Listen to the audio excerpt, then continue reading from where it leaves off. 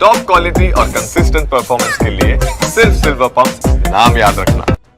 पश्चिम बंगाल के मुर्शिदाबाद में हिंसा के बाद पुलिस का एक्शन। हिंसा वाले इलाकों में इंटरनेट सेवाएं निलंबित कर दी गई है। 72 घंटों के लिए इंटरनेट सेवा को बंद किया गया है। 48 घंटे के लिए धारा 163 को लागू किया गया है। पूरे इलाके में भारी पुलिस बल को तैनात किया गया।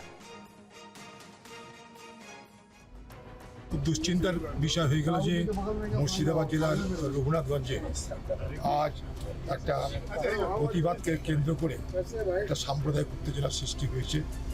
সেখানটাই পরিস্থিতি অগ্নিগর্ভ। আমাদের কাছে খুব দুশ্চিন্তার কারণ। মুর্শিদাবাদ জেলার আমি একজন অধিবাসী। ওয়াকফ বিলের প্রতিবাদ করার অধিকার সকলের আছে। শান্তিপূর্ণভাবে সবাই প্রতিবাদ করছে, আমরাও করব, আমরা করেছি, করছি, করব। কিন্তু কোনো প্রতিবাদী যেন কোনো সাম্প্রদায়িক রং না নেয়, কোনো সাম্প্রদায়িক উত্তেজনা সৃষ্টি না করে। জঙ্গিপুর লোকসভাবাসী সহ শামসেরগঞ্জ এবং ফারাক্কাবাসীর কাছে আমার বিশেষ অনুরোধ, আমরা শান্তি সম্প্রীতি নিয়ে সবসময় থাকি। আবেদন কি আপনারা শান্তি শৃঙ্খলা বজায় রাখবেন এবং আপনারা কোনো প্ররোচনা ফাঁদে পা দেবেন না।